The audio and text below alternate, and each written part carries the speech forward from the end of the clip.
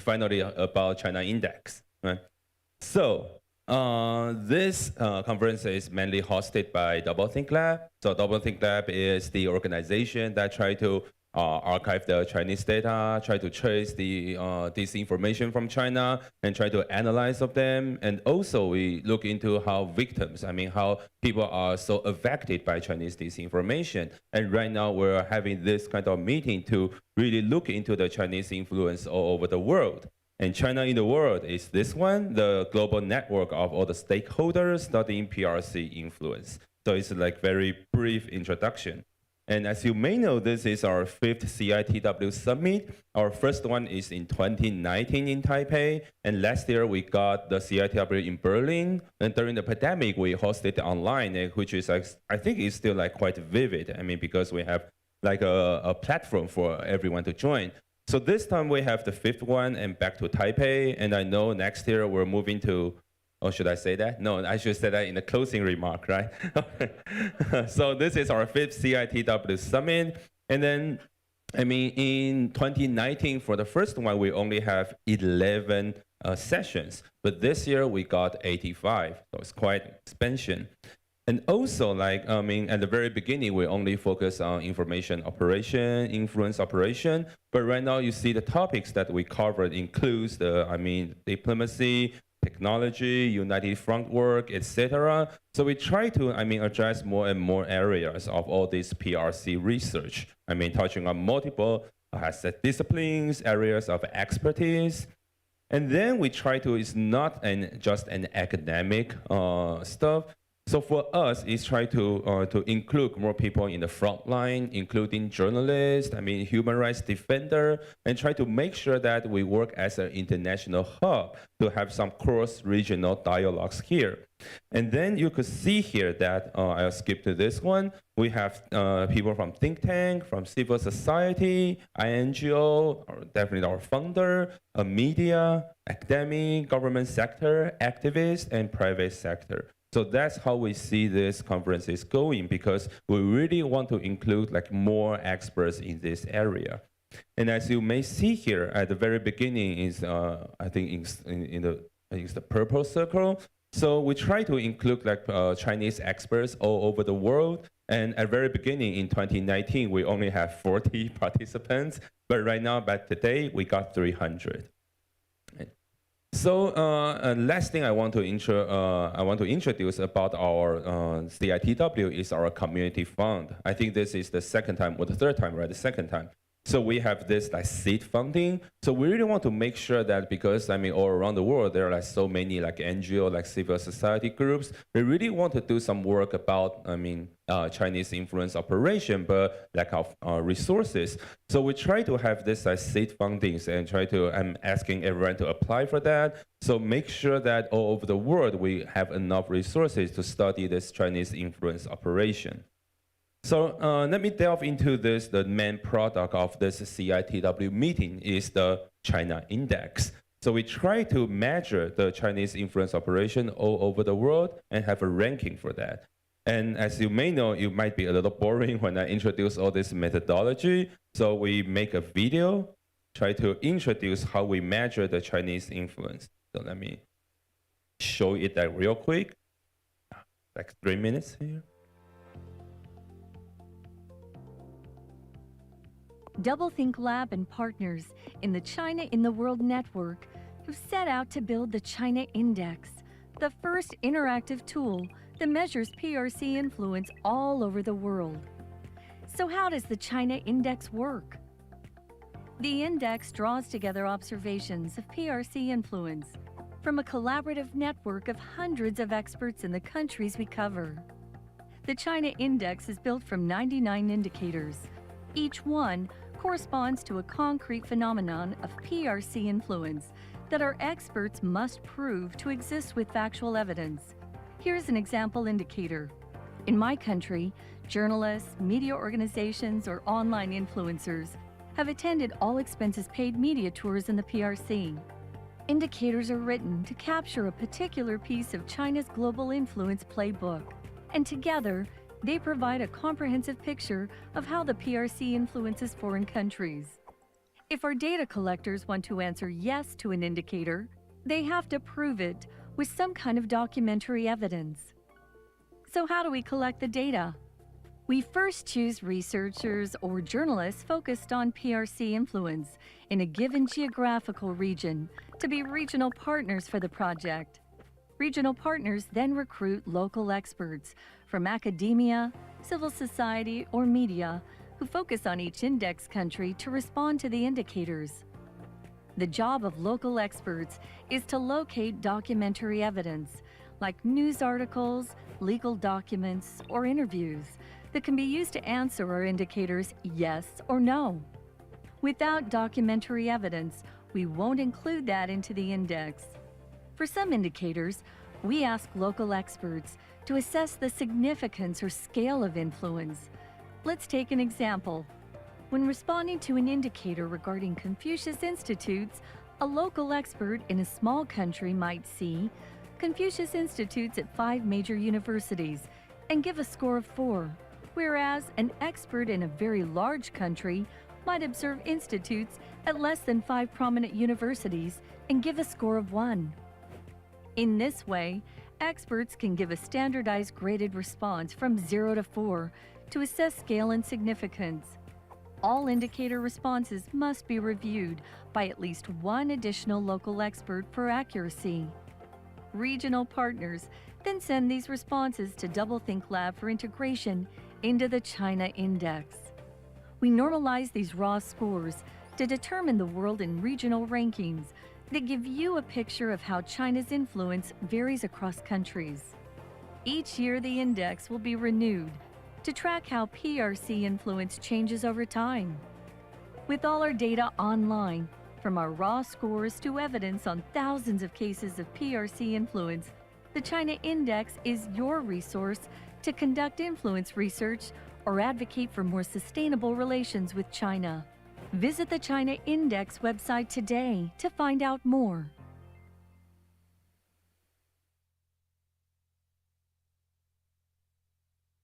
Okay, visit the China Index website. It looks like a commercial. Okay. Okay, so now you know what is China Index, and this is the ranking that we got it last year. So right now we have 82 countries measured, and by the end of this year, I think we're going to have more than 100 countries, and we're going to release the new index, I think next year, right?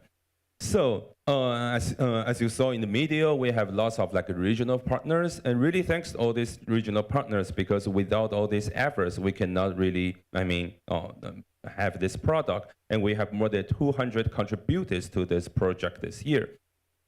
So I'll delve into some, details about this China Index. So first is about the ranking. As you may know, last year, the first one is still Pakistan, Cambodia, and Singapore, and Taiwan ranked number 11 in this index. But if we try to, divide them into different regions, as you may see here, Southeast Asia has been deeply influenced by China the most.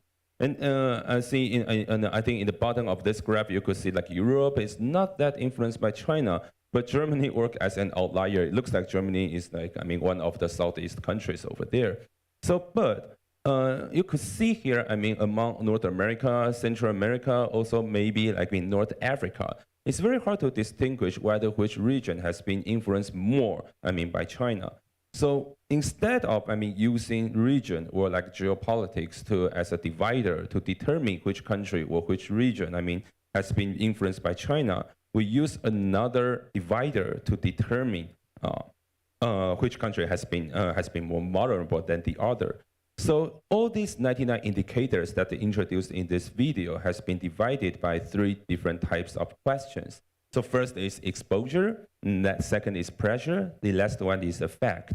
So exposure means that, for example, in the media domain, we ask whether the journalist has been associated or signed a contract with China. That's exposure. And pressure means that whether journalist has, has got any surveillance by China or any pressed by China. That's the pressure. And the effect means that whether, the report written by that journalist has been aligned with Chinese propaganda. So we divided all these 99 indicators into 3 different categories. And let me use Australia as an example. So as you may see here, I mean, for the indicators, including exposure, it's more like 50 or 60% over here. But Australia apparently received more pressure from China, which is almost 75%. But the effect is just so-so because I think from Australian society and their rule of law, they have been quite resistant to this Chinese influence operation. So we could see that countries like Australia, we have a very similar shape like a mountain. So have a certain, amount of exposure, but much more pressure in all those countries and maybe less effect. So we discovered that all these countries, have similar shapes, have some common factors. They have high GDP per capita and high democracy scores. So they tend to get more pressure from China. And then we could see countries like Egypt, Georgia, Pakistan, and Serbia, they're like valleys. Yeah. So these countries got lots of exposure indicators in our index, but almost zero pressure from China. And the common factors here is that they have low GDP per capita, high corruption perception scores. So this is another way that we could divide all these countries and see what is the grand strategy from China.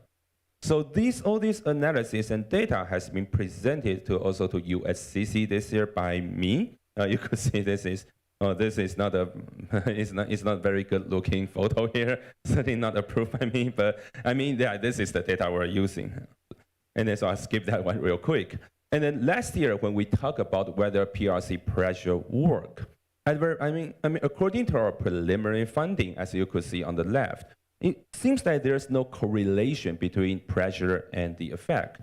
But since that we're going to, because we try to divide all these countries into like mountain-like or valley-like, so when we control the GDP per capita, actually we could see a correlation between pressure and the effect, which means that, there's a, it's quite effective, from the Chinese side, to impose this kind of pressure to certain countries. And so if you want to look into, the report, Doublethink Lab, we got a report on the diplomat here to talk about how to, to delve into the fact that I just introduced. And also, we try to run the statistical analysis between our index ranking, between some external factors and our ranking data. And we found out that, the importing from the PRC is quite important. It's highly correlated with the ranking. But it's not all the products imported by China has been associated or correlated with our ranking. It's only about the capital goods. It's not about consumer goods. It's not about the raw materials. I think capital goods looks like a main strategy for China to impose, to have certain influence on China, certain influence on the targeted countries. So another, report is still the working paper on China brief, also delve into these facts. So it's a very, very, general, a very brief introduction of the China index. And I believe, during all these 3 days panels, you will delve into all these details and we will have very, fruitful discussion on that. And I guess I'll stop here because we have a very important guest coming right now. Thanks.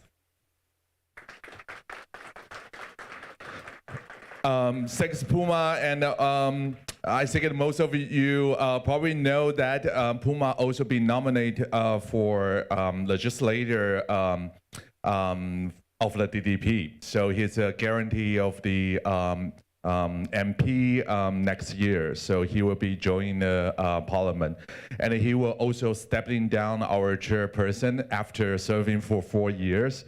So we want to thank for Puma's contribution, and also why we are looking forward for working with him in other sectors.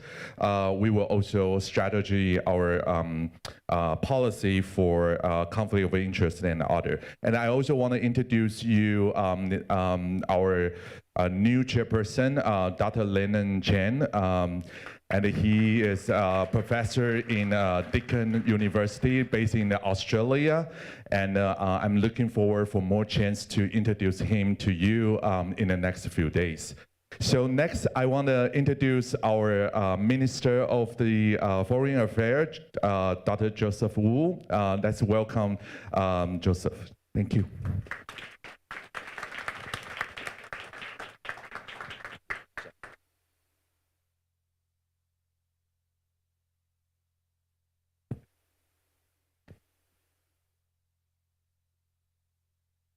Dr. Puma Shen, chairperson of the Doublethink Lab, but he's going to step down very soon to assume the role of a legislator here in Taiwan.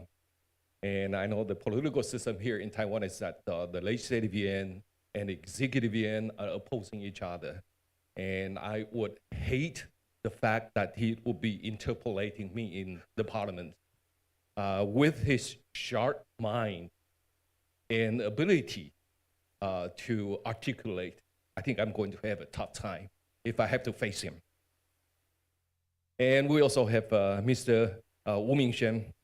He's TT Cat, co-founder and CEO.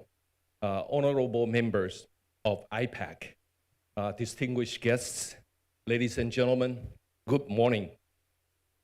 On behalf of the Ministry of Foreign Affairs of Taiwan, I'm deeply honored and pleased to address the 2023 China in the World Summit.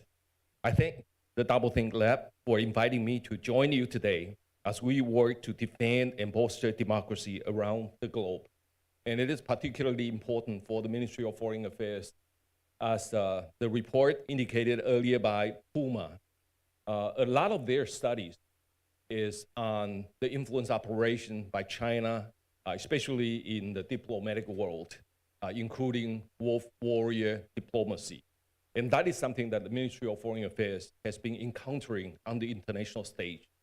And that is something that we would count on the NGOs like the Doublethink Lab to provide us with insight and effective measures to deal with them. And this year's summit holds particularly significance as it is being held ahead of Taiwan's presidential and legislative elections. China's interference looms large, even as we celebrate Taiwan's democratic development. Standing on the front line against authoritarian expansionism, Taiwan faces Chinese coercion and gray zone tactics on a daily basis. We are not only the constant target of China's intimidation and political coercion, but also a testing ground for China's cognitive warfare. In preparation for Taiwan's elections early next year, China once again aims to exploit Taiwan's open society through hybrid means. It is using military threat, economic coercion, disinformation campaigns, and illegal financial flows to try and shape the outcome of our election. This interference intensifies as the election draws near, creating social distrust and divisions to undermine Taiwan's democratic system. We should not let authoritarian China get its way and then get away with it, whether in Taiwan or anywhere else. To counter this threat, our government has established cross-agency mechanism for reporting, verifying, and rapidly clarifying disinformation. We have strengthened policy communication within various sectors of society and worked to enhance public media literacy. Within the cabinet, and I believe that the Ministry of Foreign Affairs is probably the most effective when it comes to dealing with disinformation. Furthermore, Taiwan's public and private sectors are working together to combat cognitive warfare used by authoritarian regimes. Many Taiwanese NGOs represented here, including our host of this event, Doublethink Lab, are helping our civil society build capacity and resilience against disinformation and malign influence. Their outstanding performance has been internationally recognized, and they are frequently invited to other countries to share Taiwan's experiences. And I believe that many of you are very familiar with their work. As China's expansionist ambitions grow, so have its effort to expand its influence worldwide through military, economic, technological, and cognitive means. And to enhance democratic resilience, like-minded partners must unite and develop a strong response.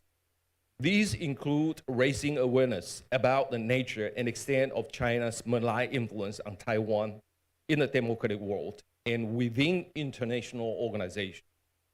The Doublethink Lab's China Index and CITW Summit give us an opportunity to discuss and tackle the threats China poses to the rules-based international order and help safeguard democracy against digital authoritarianism.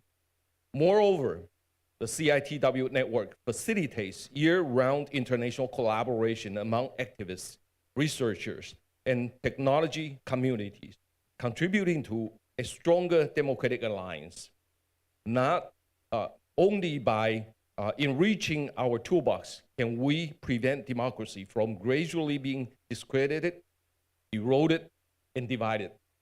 Ladies and gentlemen, we must continue to work together to defend shared values and counter China's malign influence. Your participation in this meaningful event reminds the people of Taiwan that we are not alone. And I'm confident that the initiatives started by the CITW community will steadily advance and inspire similar projects worldwide. And I wish the event a great success. Thank you very much. Let me welcome all the panelists and our guest and Puma come out here, and we will have a group photo. Yes.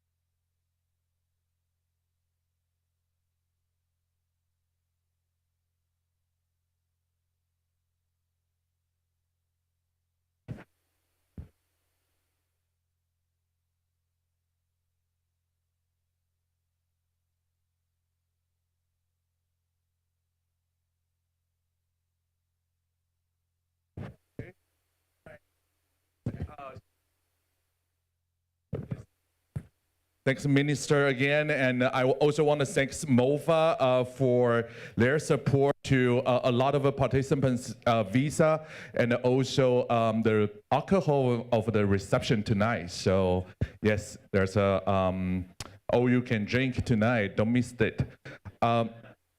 So next, I want to invite all our panelists for the next session to come on the stage. And in this session, we will have interpreters. You will see the channels later on the screen. We will be using 3 different language output. There's English, Chinese, and Korean. So I encourage you to borrow a interpreter device if you don't, you haven't. Our next panel is PRC Policy Defenses, meeting the challenge in the Indo-Pacific. And we have facilitators. It's Melissa Chen, as a journalist for Foreign Affairs, and she sits on our advisory board of the China in the Wars Network. And let's welcome Melissa Chen.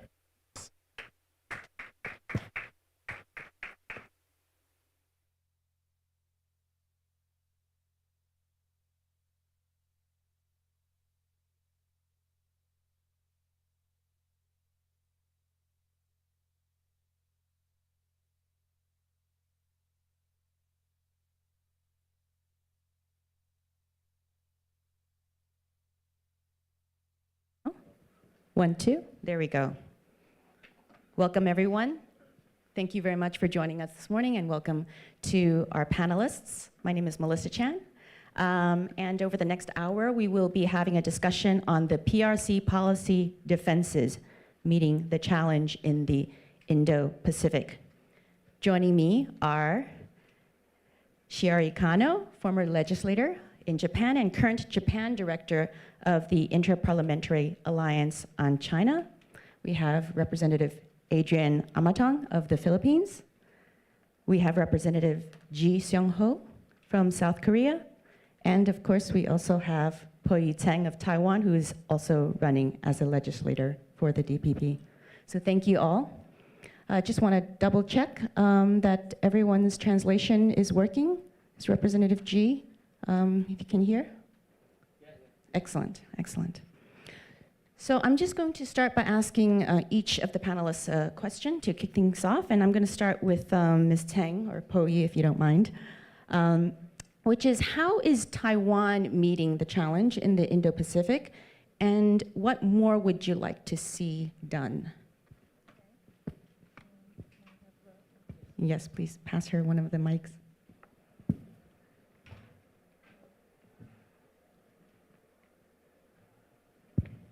Hi.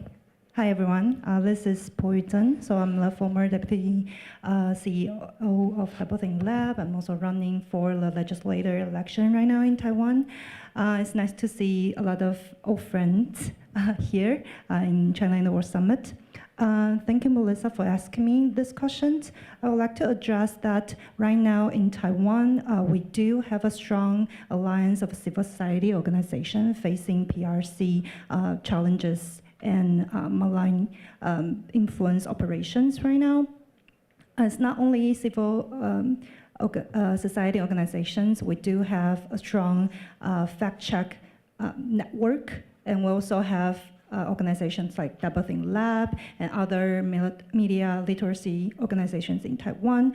The governments are also working quite closely with civil society at this point, but there are so much to be done. So for example, I think we do need, there's something that we've been advocating for some times in the past, is the Center of Excellencies, that we do hope it not only in Taiwan, but we could form a better network with Indo-Pacific on the research of malign influence and information operations, the FIMI structures. We do hope that we have a structure that we could share information, we could share evidence, we can share the best practice and all the studies, case studies of the operation itself, and also the countermeasures with all the Indo-Pacific countries.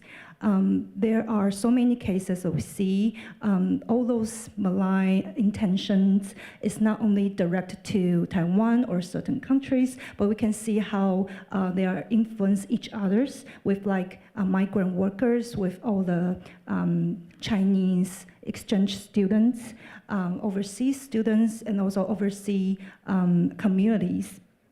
So the Center of Excellencies, we do hope there's more of empowerment with civil society, also empowerment with civil servant, government officials, and to not only have the case study, not only have experiences sharing, but also have a database that will be able to track down the evidence, and will be able to have concrete network and concrete collaborations with countries in Indo-Pacific. So this is something that we are advocating, and we are hoping to work with other countries in the future. Thank you. Ms. Kano, I'm curious if you respond to that. I mean, how would Japan and legislators there welcome what Po-Yu is suggesting? Better networks, a structure, case studies, a database, and sharing. So that's number one. And on top of that, if you could follow up with explaining to what extent Japanese legislators are concerned about the security situation in the Indo-Pacific, and in what forms. Is it also disinformation, misinformation, and so on? Thank you.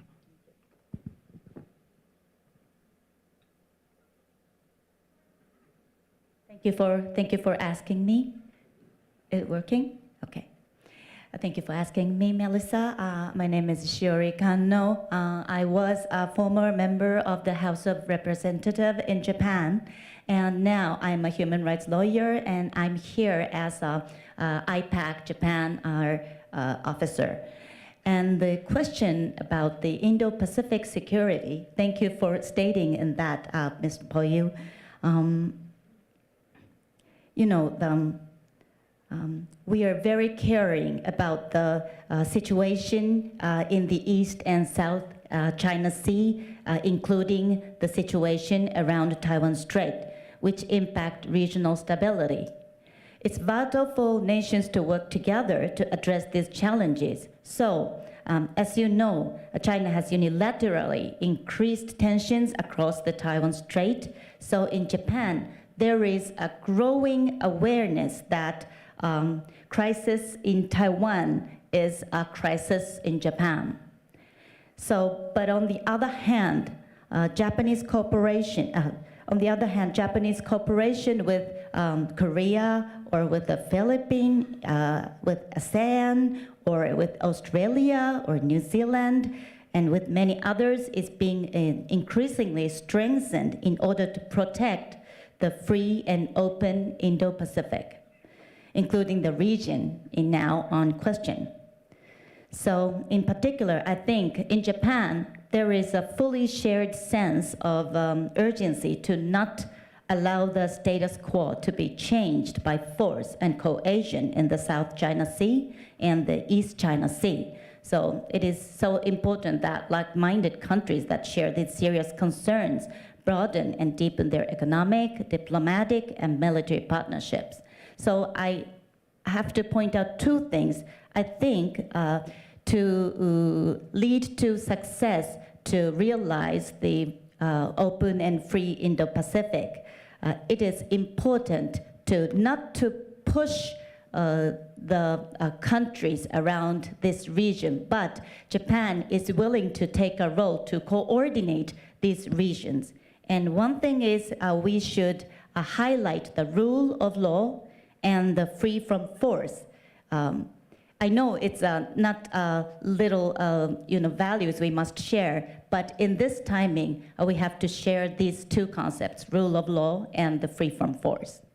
Since you mentioned the East and South China Sea, I think it's natural to go to Representative Amatong, because there are tensions on the high seas between the Philippines and China these days.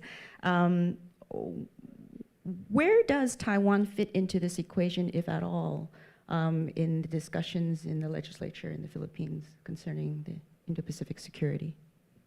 Good morning, everyone. Thank you, Melissa. My name is Adrian Amatong. I'm a representative. I am a member of the House of Representatives of the Philippines, and I am here as a co-chair for the Philippines for IPAC. So I think if to all of you that the situation in Taiwan is important, but I think it would be logical to say that it's more important to us considering the proximity of Taiwan to the Philippines, and considering that if something very serious happens to Taiwan, it will be Philippines next, or some would argue but that maybe Philippines will be first. The increased activity in the West Philippine Sea would indicate that China is trying to move in. Interestingly, the Philippines has changed its policy towards China the past few years. We all know that the Duterte administration was extremely pro-China, which changed a lot of things for the Philippines. And good that the president right now has changed his policy. He has become more friendly to the other countries whom Duterte was not very friendly with. We have renewed our talks, our discussions with notably the US and, of course, Japan. So we have come up with several agreements in trying to help each other, because as we all know, Philippines compared to China is very small. As much as we'd like to strongly express our support for Taiwan, we all know that no matter how hard we shout, still be nothing to China, because as you can see in the West Philippine Sea, in the various skirmishes, whatever we do, it's nothing to them. because they are too strong. That is why we keep repeating in several fora that it is incumbent upon all of the countries to come together so that we can discuss how we can deal with China in such a way that avoids escalation of conflict. And as much as possible, we should come up with a settlement that will be acceptable to everyone. Thank you. Thank you. Representative G, thank you so much for your patience. What is the focus of your work on China as a legislator, specifically as it relates to security? And I just want to make a note that for the translation, you might have an extra delay because it's going from Korean to Chinese to English. So apologize for that. But thank you very much, Representative G.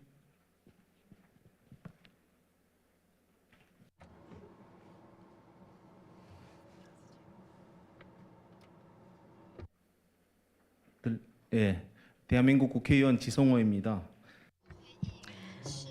I am Ji Song-ho, member of the Korean National Assembly. When it comes to national security, Taiwan is very important. It's certainly felt by Korea. And Korea is a democratic country. It's a country that values peace. And Taiwan walks a very similar path. When it comes to democratization, Taiwan's prosperity and security are very important in the international society.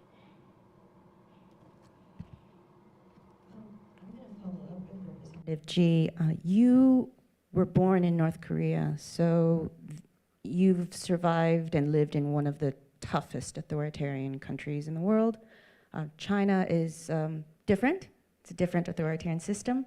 So how do you, or do you leverage your experience in terms of conveying the China threat to South Korean citizens?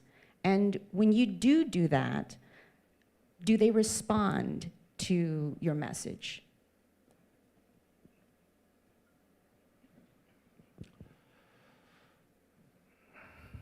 예, This is a very critical question. So when it comes to human rights issues are very important. When I escaped North Korea in seeking freedom, therefore I arrived at South Korea, and there are so many North Korea defectors like me, so many of them just like me seek freedom, and they became a South Korean citizen. But a lot of people, they were arrested while they are trying to escape from North Korea on the border.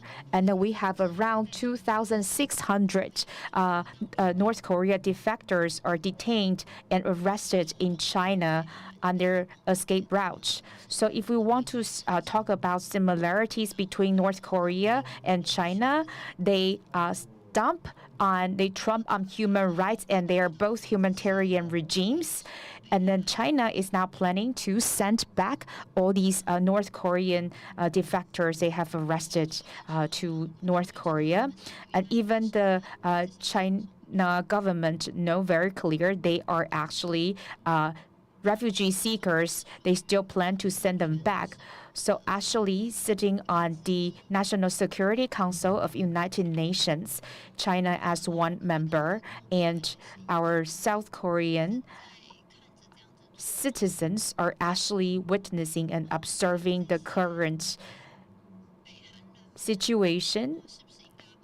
And then they are still observing and seeing whether the Chinese government is planning to send back all these North Korean defectors back to North Korea. Thank you very much. And I think what I'm trying to get at, and I want to talk to both Ms. Kano and Representative Amatong about this, is how you talk to your constituents about this issue of the security in the Indo-Pacific. We all know that citizens and voters care about domestic issues the most.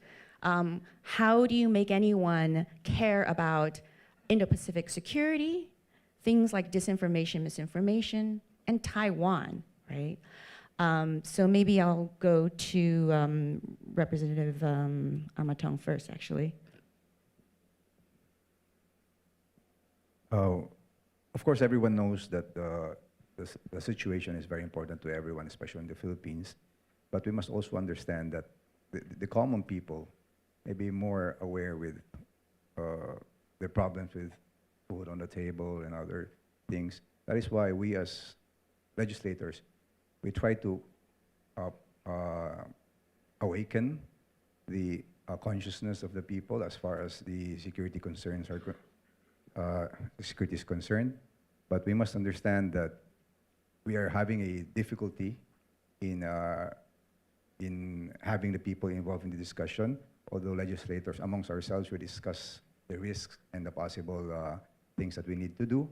That is why it is very important that the international community could help us in providing more information as far as China is concerned, because the more information we get, I think the more the people will be aware that they should come and express themselves also. Give us a sense of what the discussion is like in regards to China and the Philippines. Is it a bipartisan? You mentioned the current president as a departure from the Duterte administration. But President Bongbong Marcos Jr. is on the other political party. You're with the Liberal Party. And so is this a bipartisan thing in terms of looking at the conflict on the high seas in regards to China? The issue of China used to be a very difficult topic to discuss because we all knew that the previous administration was extremely pro-China. Now it has become a bit freer, so we tend to discuss amongst ourselves, regardless of party affiliation, because we do understand the severity of the situation. We do understand that we do not get our acts together. It could be more difficult for us. But we must also understand that our options are very limited, considering how small we are compared to China. That is why we keep emphasizing that not only our plight, but also the situation of other countries like Taiwan. We do sympathize with them also. And we do hope that the international community understands that as much as we'd like to solve the problem ourselves, there's not really much that we can do considering how big they are. You've mentioned this several times, but the Philippines is much weaker compared to China on so many metrics. So I am going to go to Japan, a massive economy in Asia, and ask you whether that is the same feeling in the legislature, Ms. Kano, and also whether the citizens are as concerned as some of the politicians are. Yeah, as you mentioned previously, the public attention is mainly in the, social security things, but the situation changed in Japan. Public attention is going to also focus on the national security because of the China's, unilateral action, exaggerated actions. So it's broadening this kind of feeling, not only for the conservatives, but also for the liberals that talk about concerns to China or the need to strengthen the defense operation in Japan. So the Taiwan issue is so frequently appears in the speeches given by the legislators or a question from the public. And this resulted the Kishida administrations to be able to raise the defense spending at 2% of GDP from 1%. It was so difficult for us to make it happen in Japan, but Kishida did. So the public opinion pushed his decision to this issue. And in addition to that, I think to assess and publish the economic impact of the most likely scenarios around Taiwan will help to raise the interest in public people to think that this is not just a national thing, but this is my things, my matter. So, the Japanese company, 3,124 companies in Taiwan from Japan And if the Taiwan crisis once happened, the most of the shipping around will stop and the trade with Taiwan will be cut off.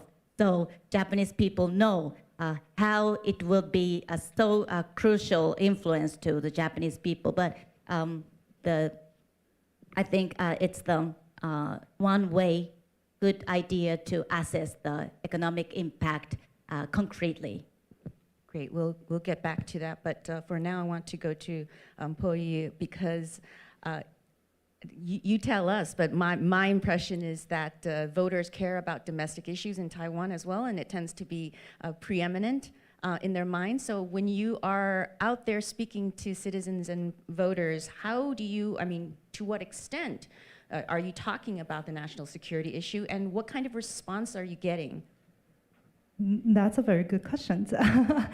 Well, to be honest, yes. Point, I think Taiwanese voters tend to care a lot more about national security than our fellow panelists on this table. However, when we talk about national security, I think it's in a very different sense because we do face a huge threat that was constantly threatening to, go on a war with us in this region. However, I think the tension is a lot less than you would imagine when we talk about China and Taiwan. Most of the voters, especially like this year, recently, after the pandemic, I think people have a very conflict feelings toward China because, like for me, myself, I'm 33 years old. We've been living in this threat. I've been living in the threat for 33 years. So we've been constantly threatening to go on war with China for a lifelong time for myself. So I don't think most of the voters, they do not think the war is coming like tomorrow, next month, next week.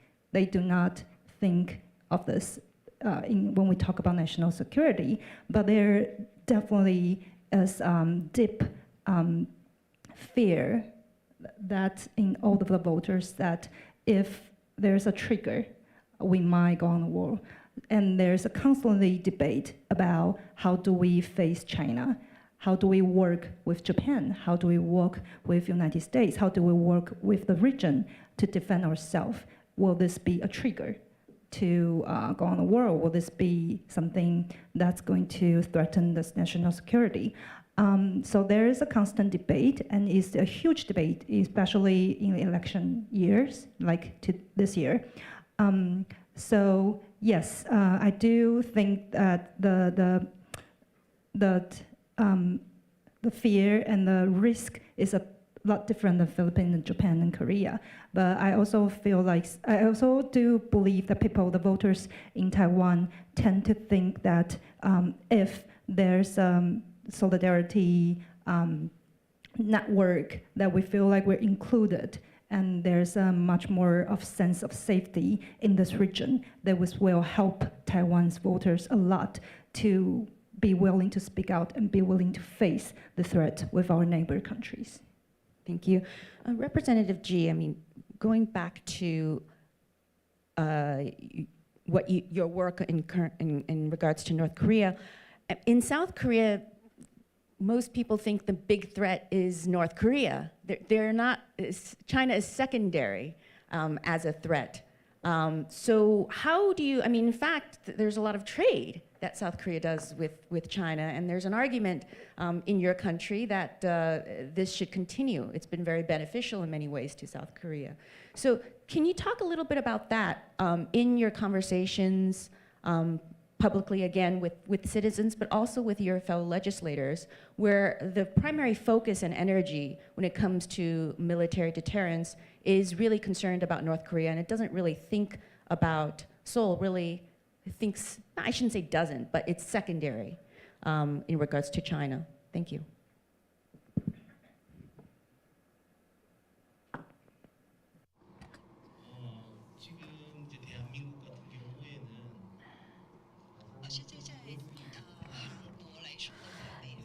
So in Korea, yes, indeed, North Korea is the biggest threat because they have this nuclear weapons threat. Therefore, the direct threat is North Korea for South Koreans. Therefore, in Northeastern Asia, I think all the people feel that threat, especially we have colleague from Japan, and also I think our colleague from the Philippines also feel the same sense of threat. In that case, we do face North Korea issue as a threat. But when it comes to economic development or growth, China is still quite relevant in that regard. Therefore, China to South Korea is a big trade partner. Indeed, Taiwan is also among the 5 major trading countries with South Korea. Therefore, for South Korean government, the peace and stability in Taiwan Strait is critical, and it also something we hope that can be maintained. And in China, and in terms of the trade between China and South Korea, we do see a lot of trading activities.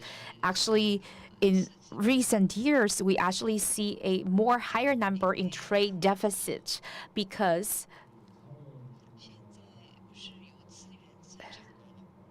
we are not. So we do have a shortage of natural resources in South Korea. Therefore, we still need to maintain our trading relations with China. Thank you. You mentioned the container ships going through the region. I mean, I think most people in this room probably know that 88% of large container ships go through that Taiwan Straits area. And so I want to get a little deeper into sort of selling the idea to constituents that this is an important issue. And you mentioned, Representative Amantong, about the economic angle. Let me just put out a scenario. I mean, I am often asked by a lot of people, will China invade Taiwan? And it's certainly a big topic in the US press. And my response is always like, define invasion, right? So when we talk about the stability of the Indo-Pacific, I want us to consider the impact in the event of a blockade, which is not, I mean, depending on how you define it, right?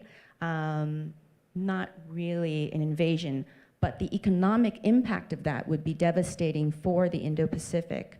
Is that something that comes up in your discussions? And I think I will start with Representative Amantong.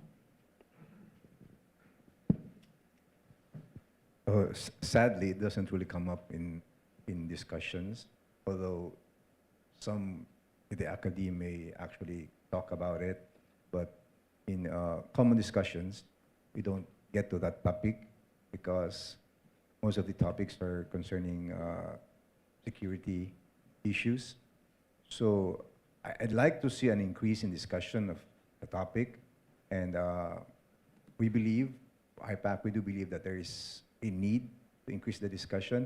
And I'd like to try, we're trying in the Philippines right now, but you must understand that because of the higher incidence of poverty, it's very difficult to have the common people discuss difficult topics such as this, considering that we don't really have figures. So it could help for us to push for every country to come up with figures how they are affected by the possibility of such blockade. Okay, so you've explained that citizens are, of course, concerned about many other things. I just want to follow up. Then you are a member of the Inter-Parliamentary Alliance on China. Why are you interested personally in this issue? I mean, there's so many other issues that you are dealing with, but you're obviously involved and you care about this. Yes, I do care about it because if you see the bigger picture, if we allow China to flex its muscle further, we could end up having nothing at all. Because first, it's a long time ago, it was Mongolia, Hong Kong, then Taiwan, and inevitably it would be Japan and the Philippines. So the appetite of China for expansion is insatiable. So if we do not try discussing the issues right now, it could end up with nothing at all. Ms. Kano, over to you. In terms of the economic impact to Japan, is that something that's really widely discussed? And of course, Japan also does a lot of trade with China and would stand to lose a lot if they do not maintain good relations with China on that front from the business community. Is there pressure? Yeah, Japanese think tanks issued one data. So let me explain. There are estimates of economic losses in the event of just a trade cutoff with Taiwan due to the crisis. Japanese GDP will fall 1.4%, but I think it will be, it's absolutely, it will be more worse because as I mentioned later, as I mentioned previously, we have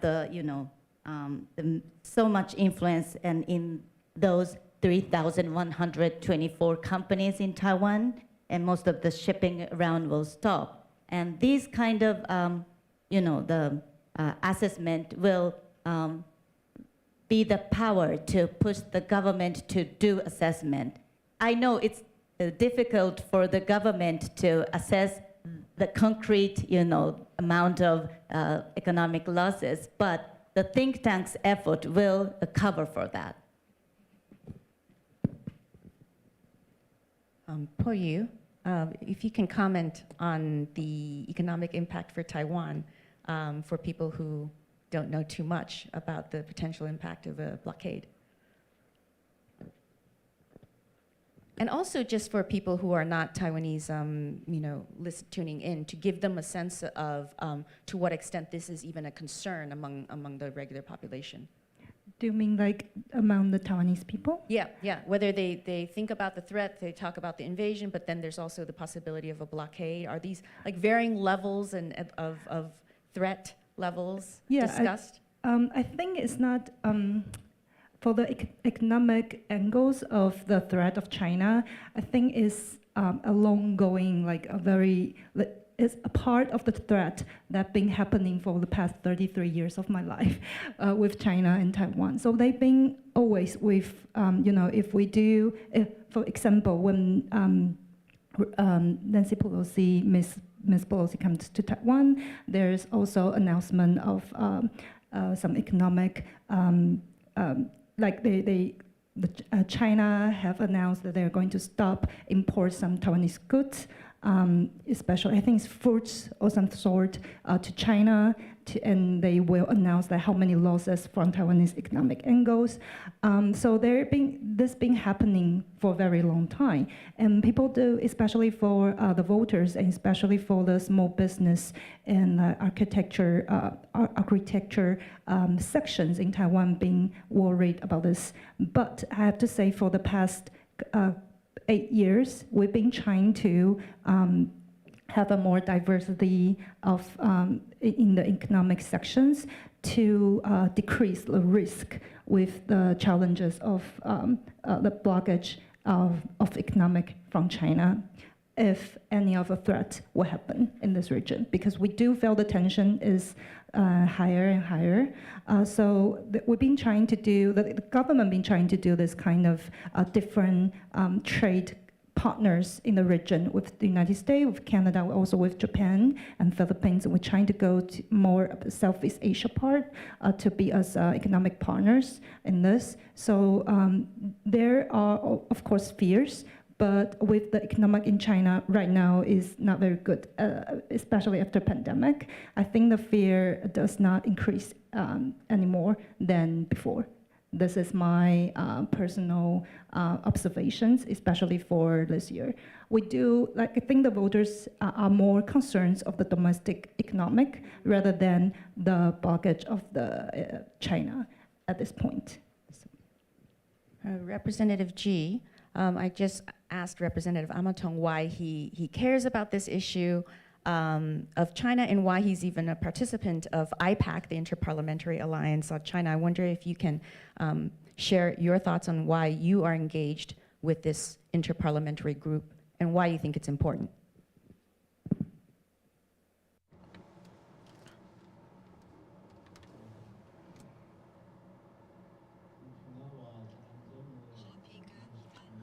Peace and security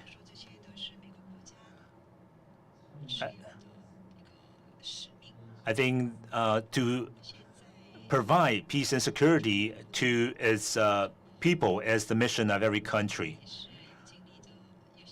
In addition to China, Korea is also facing some challenges in terms of its economy development. However, in terms of Asia-Pacific,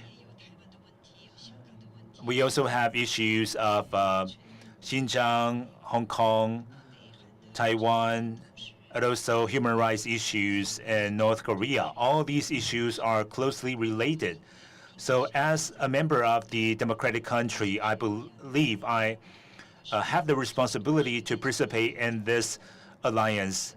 And I believe I need to voice for my constituents. And also, I'm also very concerned about the security of Taiwan Strait. I have a friend in Hong Kong who advocates for human rights that have been detained. Some of them has fled to other countries. So I think it takes everybody's efforts to protect democracy and freedom. Thank you very much. So, Ms. Kano, what are you working on as the Japan director of IPAC? I mean, is there specific pieces of legislation that you're focused on? And we talked about broad strokes, but I'd love to hear, because it seems like my impression is that in Japan, this conversation is probably furthest along of the participants here. Thank you for asking. When I was a representative, member of the representative in Japan, I was a co-chair in IPAC Japan. And IPAC started, I think it was 3 years ago. It started with 8 countries, and it became 32 and almost 33 countries and areas is going to participate in this IPAC.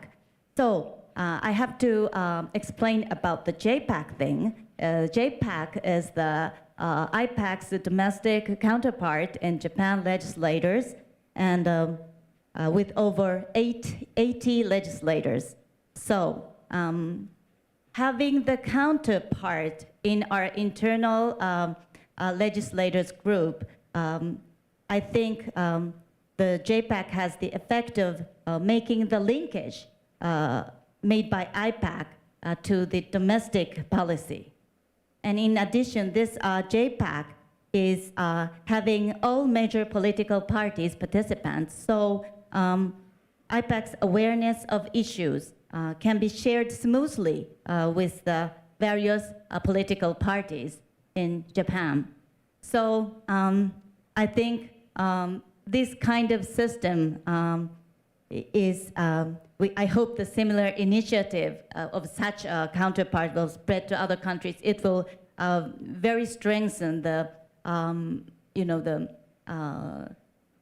to counter the Chinese risks to just in Japan, not in Japan, but the Indo-Pacific region and the other countries too.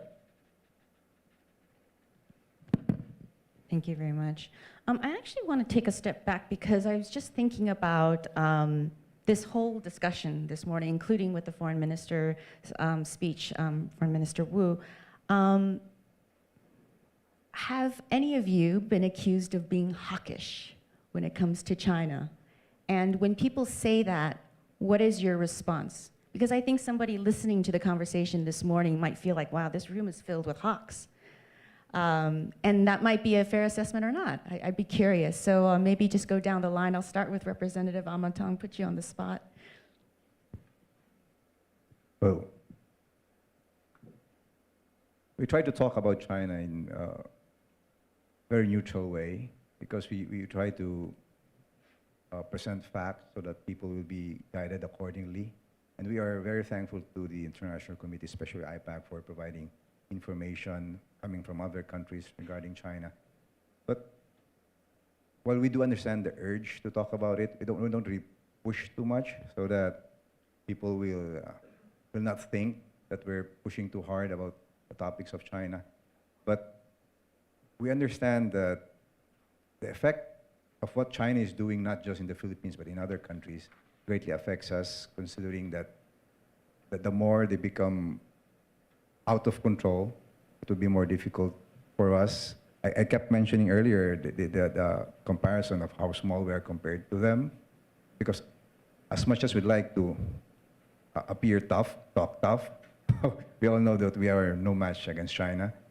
So as far as discussion about China is concerned, we just try to be a bit easier on them so as not to instigate anything, because we really don't stand any chance against them if it comes to escalation. There's an elephant in the room when it comes to the Philippines, though, which is the relationship with the United States as well. How does that fit into the conversation for you specifically as a legislator? I am personally happy that our present president has renewed ties with the U.S., because we all know that our previous president practically severed ties with the U.S. and was practically pro-China all the way. So we are happy that he has changed his stance towards the U.S. and he has renewed discussions with the U.S. as far as security is concerned. So what particular things that we are discussing with U.S. to the president really right now, we try to support the president with in the legislation. We try to support whatever he wants. But as far as specifics, I don't think we've gone very far yet. But at least we are happy that we are gaining ground. Ms. Kano, in Japan, have you been called hawkish? And what do you say? Yes, maybe 5 years ago, they called me a hawkish person or hawkish legislators or kind of like that. But the situation has changed in Japan too. So, as you know, the distance between Japanese island, Yonaguni Island, and this Taiwan is only 111 kilometers. It's so near. And you know, if the Taiwan crisis has happened, it is extremely likely that US-based military bases in Japan will be used in some kind of way. So, as I said, the Taiwan crisis is seen as a crisis for Japan, in Japan, and a variety of public private partnerships are being created to address this kind of crisis, how to avoid this crisis. And some people point out that we have to prepare for the information warfare to demoralize the Japanese people. For example, Japan should refuse to the US military bases in that kind of situation or kind of like that. And of course, the cooperation among Japan, Philippines, Australia, of course, Korea, to deepen our cooperation. And the last thing we are now confronting is a considering of whether or how we should use Japan's capability against Chinese forces on the way to invade Taiwan. This is the very, very critical and very difficult question, but the discussion has started in Japan. Poi, maybe asking you this question is a little unfair because there's a lot of jets that come into the ADIZ zone in Taiwan. So I don't necessarily think Taiwan trying to prepare for any possible outcome is necessarily hawkish. So let me ask you this question. What do you think are credible deterrents? Do you have any thoughts on military and defense cooperation with other countries that you'd like to see further developed? Yes, for sure. I think this is something we've also been advocating from the civil society side of Taiwan. Not only we've been advocating for the civil defense, we've been advocating for more collaborations to defend not only Taiwan but also the safety of the region. We know that we are working with Japan, we are working with the United States, but we do hope it's not only just that, but also with the more Southeast Asia part of the region, we'll be able to create a more solid network and collaborations in order to protect the safety and lower the risk of this region, because we all been mentioning about the economic threats, the economic angle of the war, and the threats of China and the Taiwan Strait. So I think that's very reasonable concerns and advocacy for Taiwan to hold this. So yes, I think this is my take on this. And maybe just to follow up, actually, I mean, Okay. What is your response when people do say that so-and-so is hawkish? I mean, do you have a sort of view? I won't say Taiwan, but, you know, for example, how would you speak to somebody in Japan who accuses Miscano of being hawkish?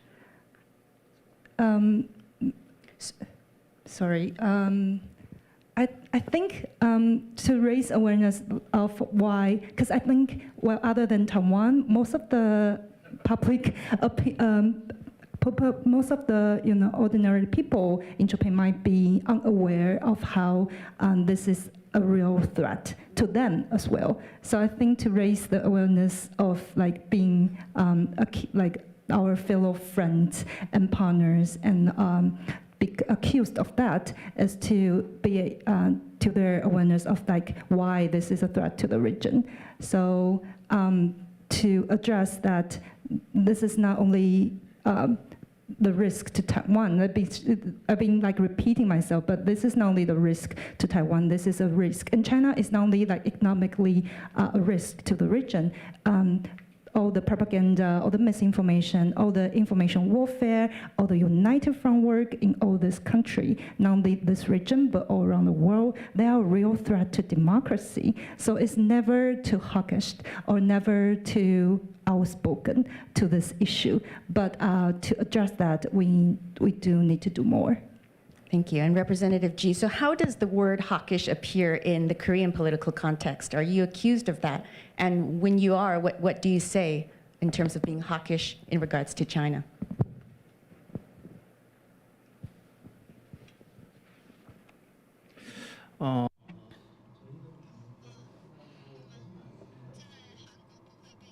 In Korea, we would not be accused of being too hawkish.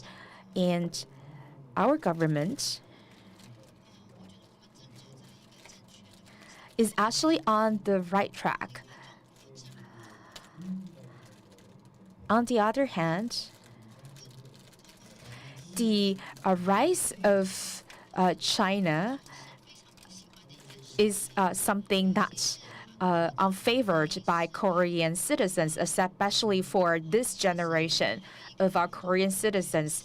This is the rise of China is not something they would like to see. Therefore, we would not be accused of being too hawkish. When it comes to all the general citizens of South Korea oppose a war should it break out between Taiwan Strait. And we also have a lot of interactions with Taiwan, engagement with Taiwan. For example, the chip developed in United States, the chip is also supplied by Taiwan and then is provided to SK company in Korea. Therefore, we have close tie with Taiwan, which is critical to us. And also with Europe and with Southeast Asia, we have all these routes that would go through Taiwan Strait. I think 30% of our container ships would go through Taiwan Strait, especially for those ones going to Middle East. And also we need to have crude oil to be imported overseas, and then we need to take sea route, and we need to go through Taiwan Strait. And if we need to take another route, it's going to be economic negative to us. Therefore, we want to uphold the value of democracy, and it is also very important to our economic development. That is very important to us. Especially under the threat of China, we can actually feel that threat quite concretely. Representative G, you talk about interests, and I do see interesting interests in terms of an alignment of interests at this table. I want to, with the few minutes we have left, talk about unlikely improved engagement, because here we have a South Korean representative and someone from Japan. Something that I honestly never thought I'd see is closer coordination between these two countries now. So I would love both of you to take your turn and sort of reflect on that unlikely engagement right now and sort of put that into context, because there's historical wartime enmity between the two, and here we see collaboration on alignment. So Representative G, first to you.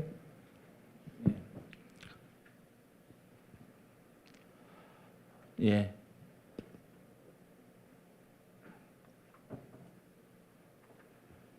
분명히 I think in Korea and Japan, in the past, we did have a conflicted past, but we are now facing a common threat. That is North Korea. North Korea is an issue, and also human rights issue.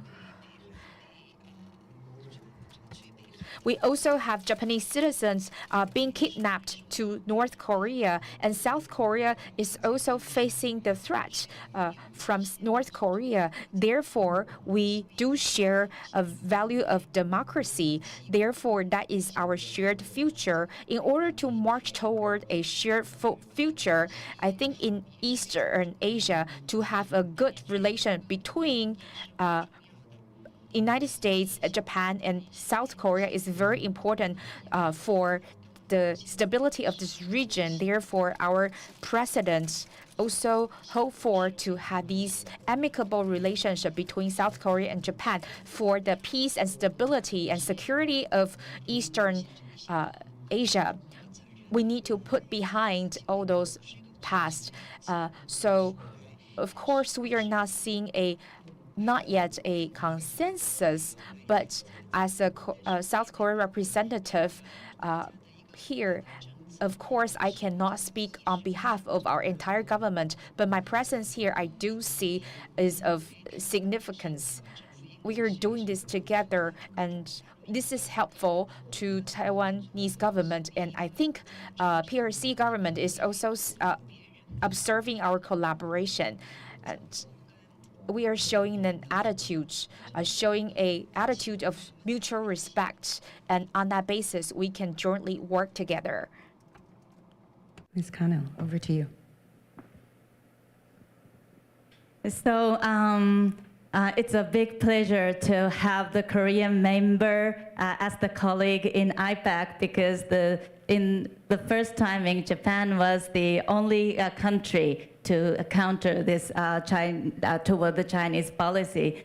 So it's a big pleasure for us. And Japan and Korea, as we all know, we had some difficult issues between two countries, but we are now overcoming those issues. So as you know, frequently top-level meetings were held with South Korea, and it strengthened the relations of trust.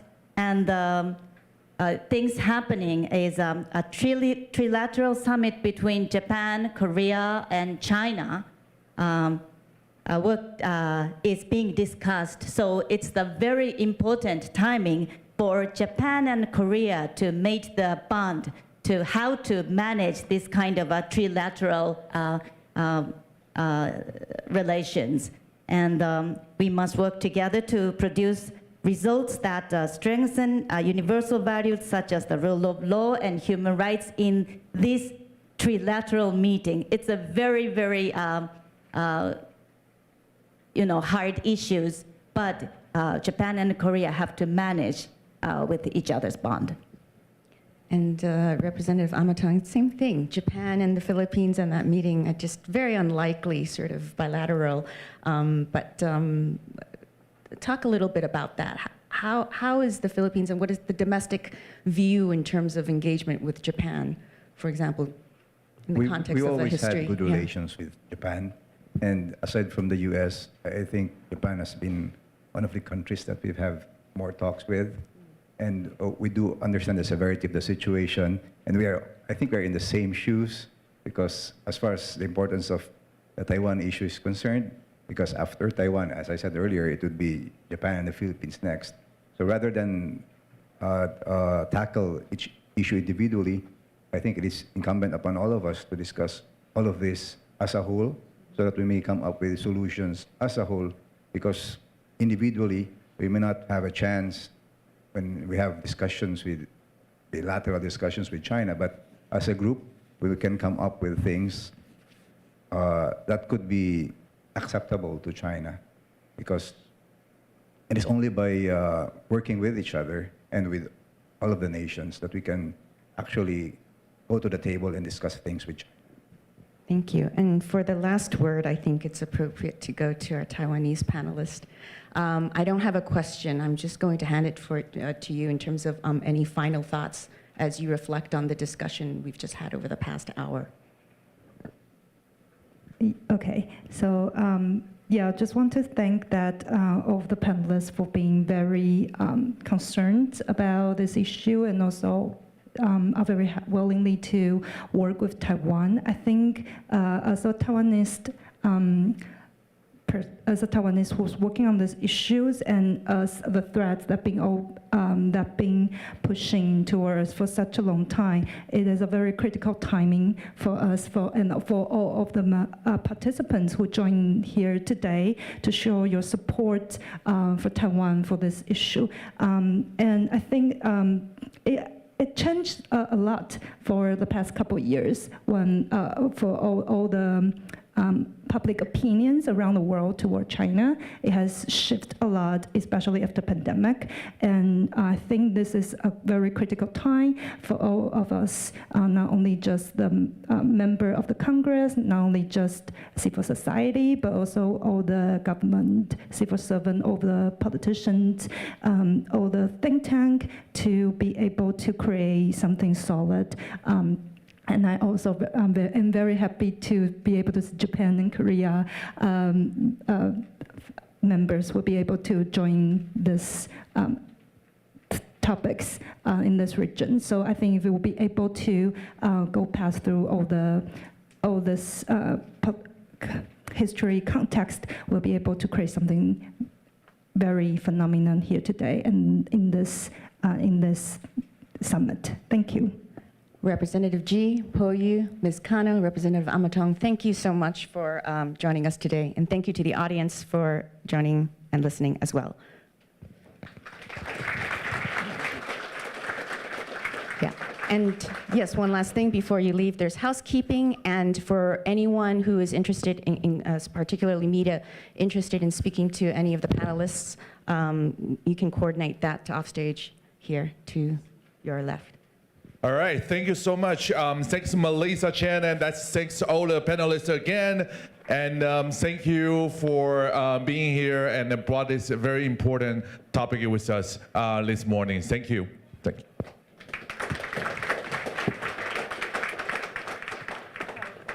Okay, so while we are turning off our live stream for this morning, please borrow me a couple more minutes, because this morning with the time pressure, I didn't even introduce myself.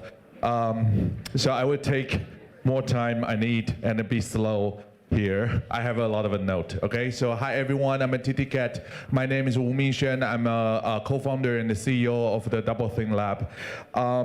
Thanks for, first of all, I want to thanks for IPAC and all these member of parliament to give us this very unique opportunity to listen to our parliamentary and also legislator in the region. And this is a very unique chance, and thank you, Luke, for everything you've done for us. So the China in the world is about action, partnership and the policy making and also raising awareness, everything you brought to this event. This is your event, like last year I said, this is your event, your party, and your sessions you host. We have 85 sessions, over 100 speakers. So the event is made by all of the participants here. So I'm encouraging everybody having the get involved to those amazing sessions. And every year at around this time, only things that stress me is about security. Right, so at this point, if somebody cancel their flight or they couldn't come, it's okay, no big deal. But only security that stress me. So I'm encourage everybody to read the information kit. We have our code of conduct inside, and this community and the event is built by trust. So anyone, if you, please come to me or our code of conduct email. If anyone violated those code of conduct, we will still love you, but we will never invite you again. Please remember, we are very serious on that. Next one on my note is that this year we will buy, not yet, we will buy more than 400 tons of the carbon offset for neutralize everybody's carbon emission. So we will have a donation box. So if you like to contribute a little bit, please welcome. And then tomorrow is our real opening morning, so don't miss that. We have a pre-survey on the platform, and please return your interpreted device. Come back here for lunch and also reception tonight. And we have next breakout session start by 11.